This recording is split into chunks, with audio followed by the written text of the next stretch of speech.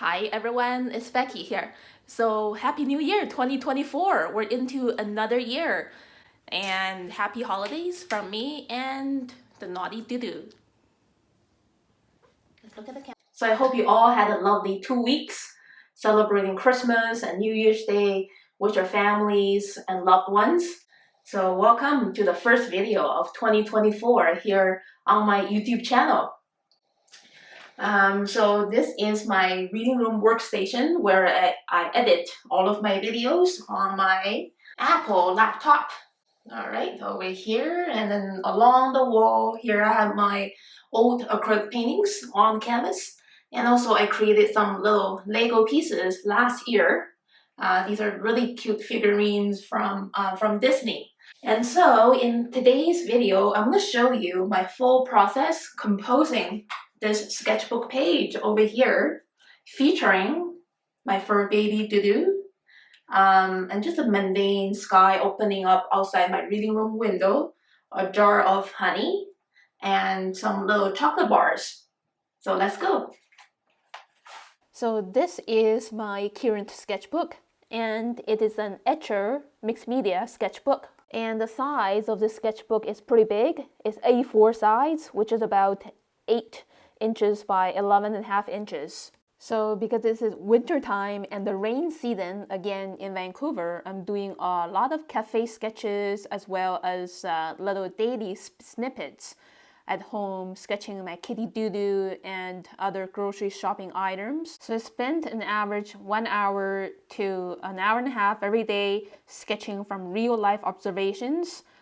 These days I'm sketching a lot of my coffee and snacks or brunch at cafes, and also the interiors or the views outside the cafe windows, and a lot of kitty sketches of my fur baby Dudu, sketching babies and their family at the cafe on the last day of 2023, the waterfront station building in Vancouver. And for the very first sketch of 2024, I'm going to sketch this jar of honey. So the honey is kind of crystallized, but it's still edible, and I love the color and texture seen through from the transparent glass jar.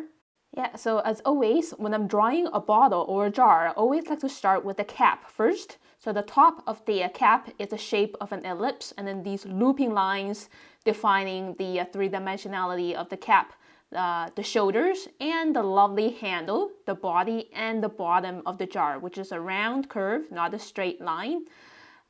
Drawing the shine and also the shade on the handle using loose curving lines.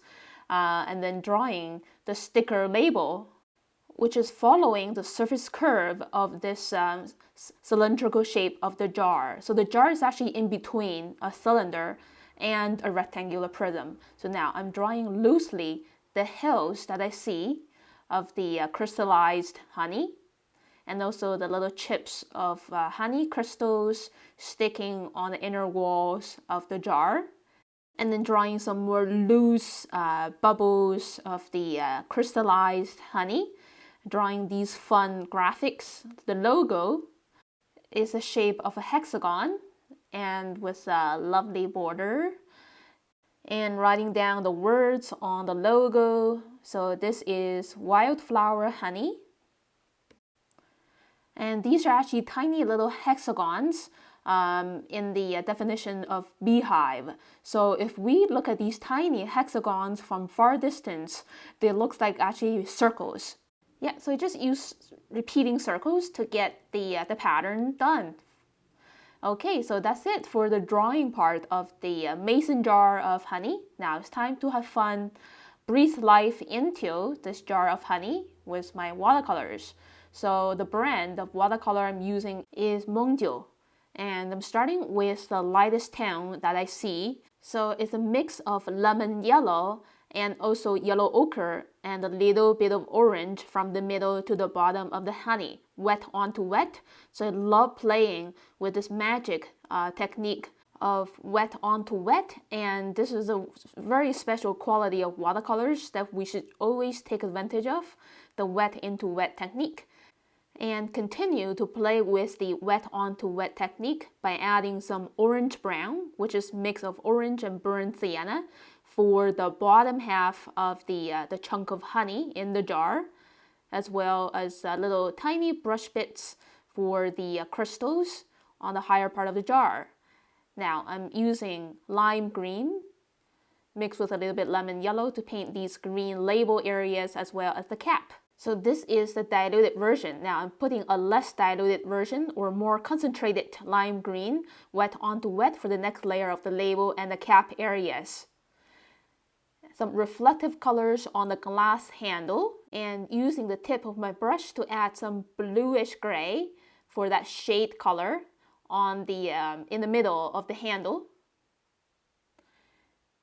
as well using this bluish gray to paint the neck area of the jar, and the super diluted version for the gray that I see on the glass wall, and intensify the bluish gray a little bit on the handle and also on the wall for a bit of contrast. And adding a slightly darker shade of green for the logo, and mix of viridian green and lime green for the thickness area of the cap, just to give it more 3D look. And then, before painting the actual shadow, I like to paint the reflective color of the object reflecting onto the shadow area, which is a super diluted yellow-orange. Let it dry off a little bit. And now I'm doing wet onto moist, cobalt blue mixed with royal purple, and just let it bloom with a reflective color. So this is how I tackle the shadow of an object and intensify the bottom edge. And then for the handle as well, the shaded area for the glassy handle there in the middle is pretty intense. Final polish, pretty sharp contrast around the sticker label. And that's it. Just keep it really simple and not overwork. My next thing is to sketch these chocolate bars. So I'd like to take a few seconds to visualize the sizes and placements of these bars on the bottom left hand of my sketchbook page, starting with the one there on the upper left. So basically these are rectangular prism shapes, and inside the outline I see a lot of parallel lines and these little letters.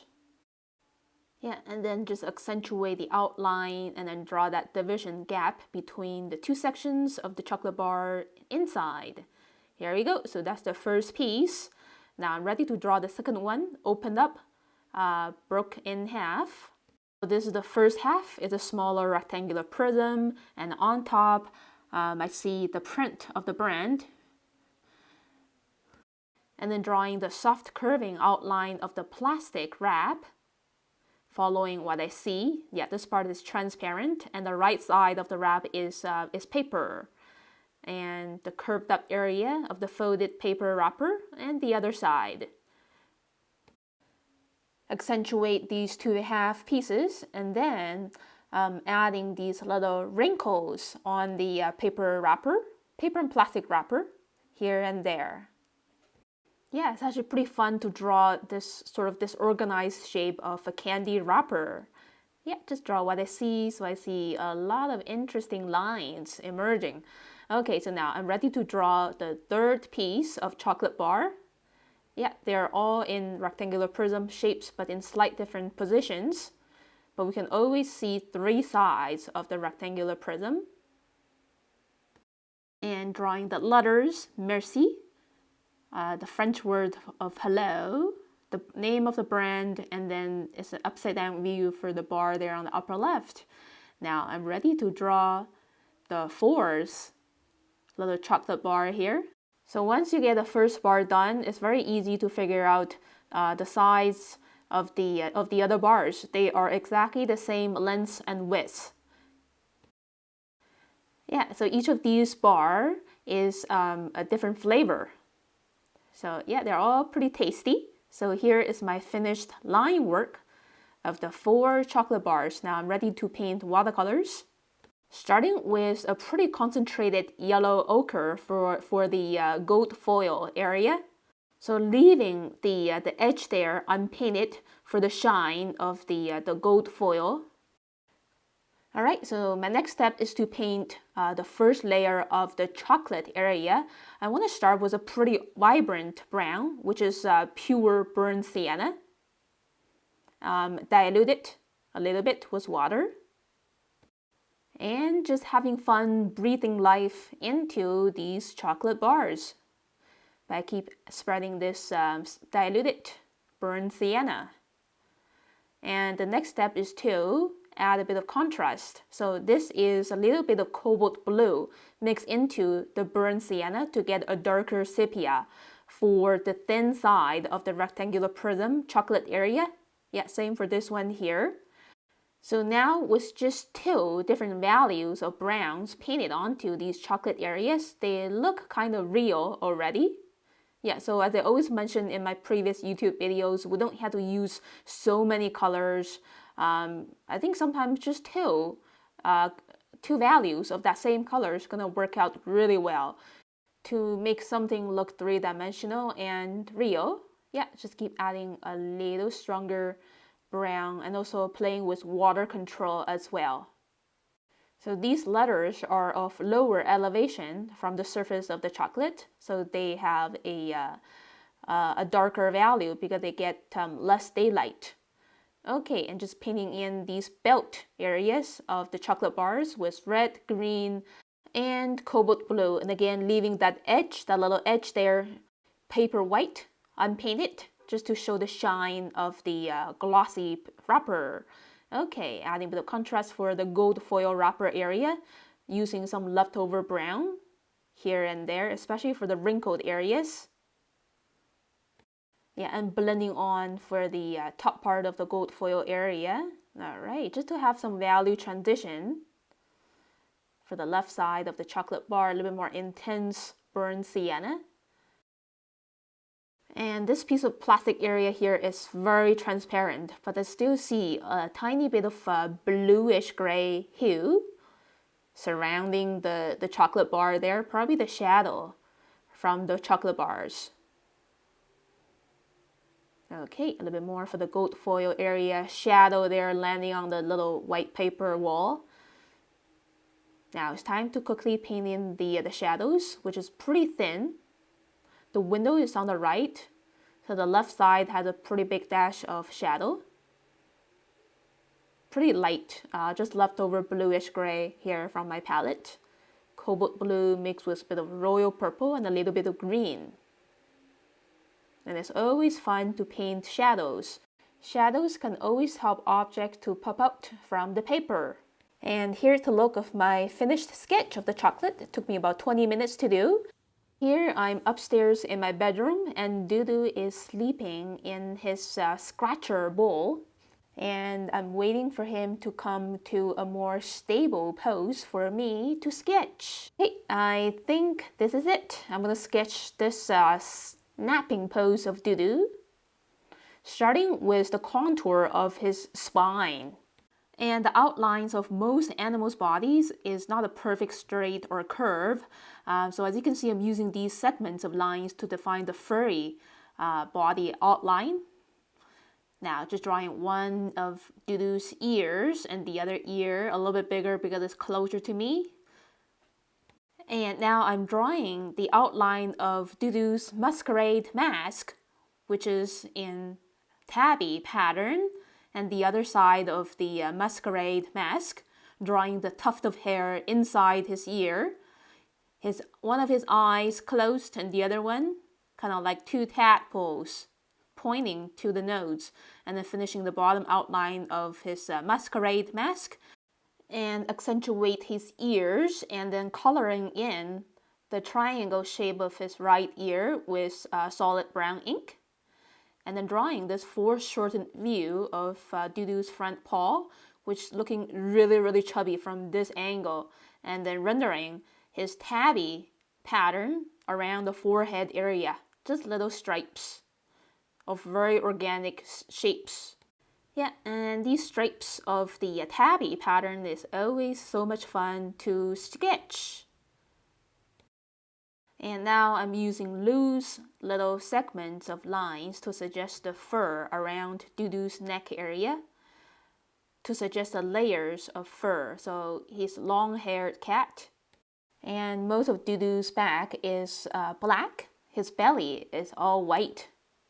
So I'm just loosely sketching out the boundaries between the black and white areas of his fur. Okay, so now I'm going to use very limited colors to paint Dudu. Starting with a mix of yellow ochre and a little bit burnt sienna. Oh, there we go, he just woke up.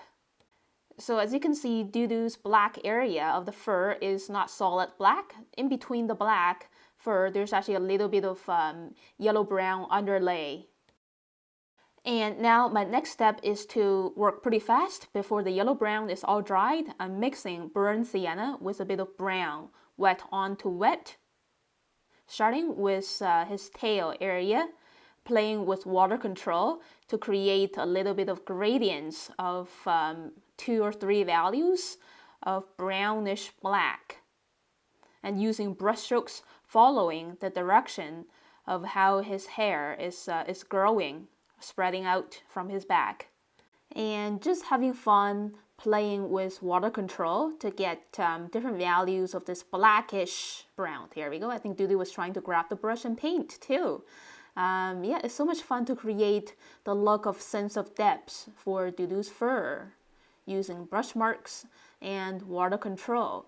So do you know that you can actually spread the paint and dilute that color to a lighter value right on paper? It's a very playful technique that you can keep experimenting with and to get a deeper sense of depth no matter what you're painting. This technique applies to many subject matters in the world. And paint more spontaneously, so you're working with wet paint of that previous layer to help you diffuse the new layer that you're applying on. So you have very soft blend of different values to get a sense of depth.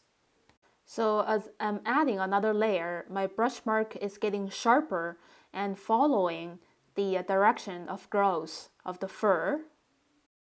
Yeah, so this is my painting process of painting a furry animal.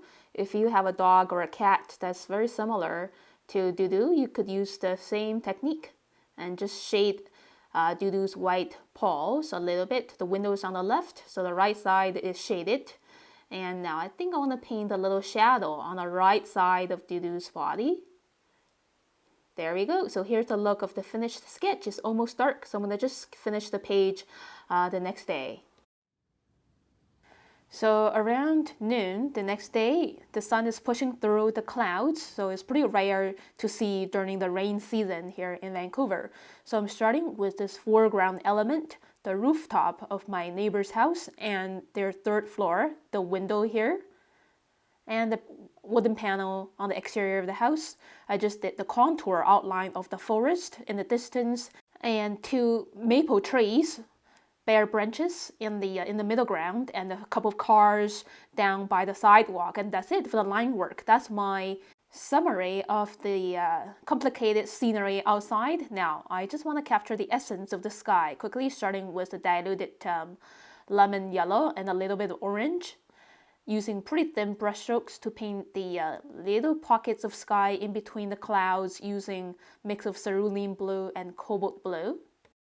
And the colors and values of wintertime trees are pretty muted, and also it doesn't have a lot of transitions of values as well. So I'm just starting with a mid-dark green, which is a viridian green mixed with a little bit lime green.